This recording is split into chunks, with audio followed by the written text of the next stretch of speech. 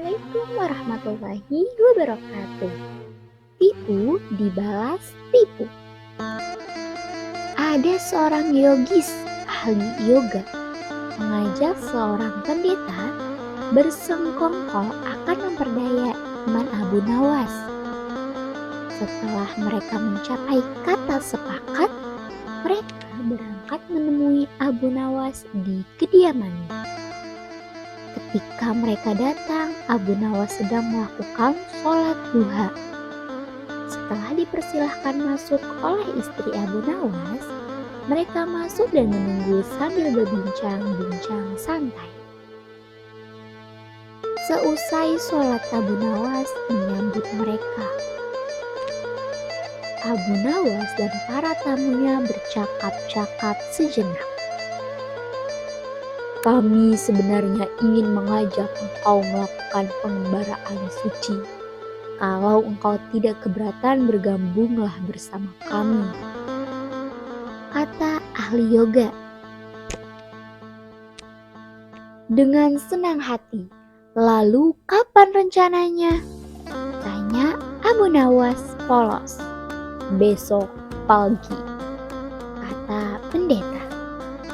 Baiklah kalau begitu, kita bertemu di warung teh besok, kata Abu Nawas menyanggupi. Hari berikutnya mereka berangkat bersama.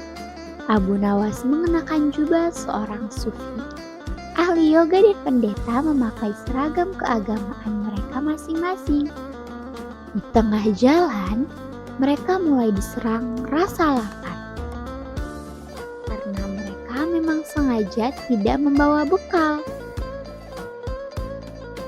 Hai Abu Nawas, bagaimana kalau engkau saja yang mengumpulkan derma guna membeli makanan untuk kita bertiga? Karena kami akan mengadakan kebaktian, kata pendeta. Tanpa banyak bicara, Abu Nawas berangkat mencari dan mengumpulkan derma dari dusun satu ke dusun lain. Setelah derma terkumpul, Abu Nawas membeli makanan yang cukup untuk 3 orang. Abu Nawas kembali ke pendeta dan ahli yoga dengan membawa makanan. Karena sudah tak sanggup menahan lapar, Abu Nawas berkata, "Mari segera kita bagi makanan ini sekarang juga." "Jangan sekarang, kami sedang berpuasa," kata ahli yoga. "Tetapi aku hanya menginginkan bagianku saja, sedangkan bagian kalian terserah pada kalian," kata Abu Nawas menawarkan jalan keluar.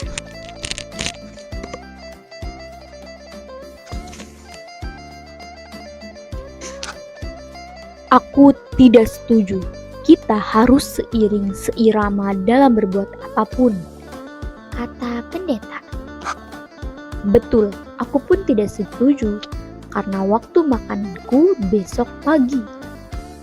Besok pagi aku baru akan berbuka," kata ahli yoga. "Bukankah aku yang engkau jadikan alat mencari derma, dan derma itu sekarang telah kutukar dengan makanan ini? Sekarang kalian tidak mengizinkan aku mengambil bagian sendiri. Itu tidak masuk akal," kata Abu Nawas mulai merasa jengkel.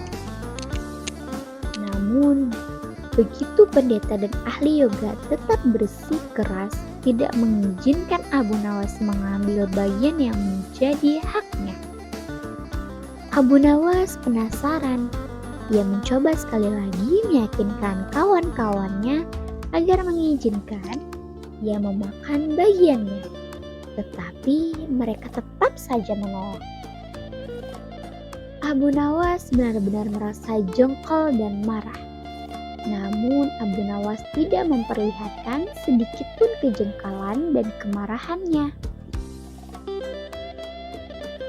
"Bagaimana kalau kita mengadakan perjanjian?" kata pendeta kepada Abu Nawas. Perjanjian apa? Tanya Abu Nawas. Kita adakan lomba. Barang siapa di antara kita bermimpi paling indah, maka ia akan mendapat bagian yang terbanyak dari kedua lebih sedikit, dan yang terburuk akan mendapat paling sedikit. Pendeta itu menjelaskan. Abu Nawas setuju. Dia tidak memberi komentar apa-apa. Malam semakin larut. Embun mulai turun ke bumi. Pendeta dan ahli yoga mengantuk dan tidur. Abu Nawas tidak bisa tidur. Ia hanya berpura-pura tidur. Setelah merasa yakin kawan-kawannya sudah terlelap, Abu Nawas menghampiri makanan itu. Tanpa berpikir dua kali, Abu Nawas memakan habis makanan itu hingga tidak tersisa sedikit pun.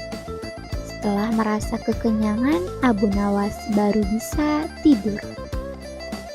Keesokan hari mereka bangun hampir bersamaan. Ahli yoga dengan wajah berseri-seri bercerita.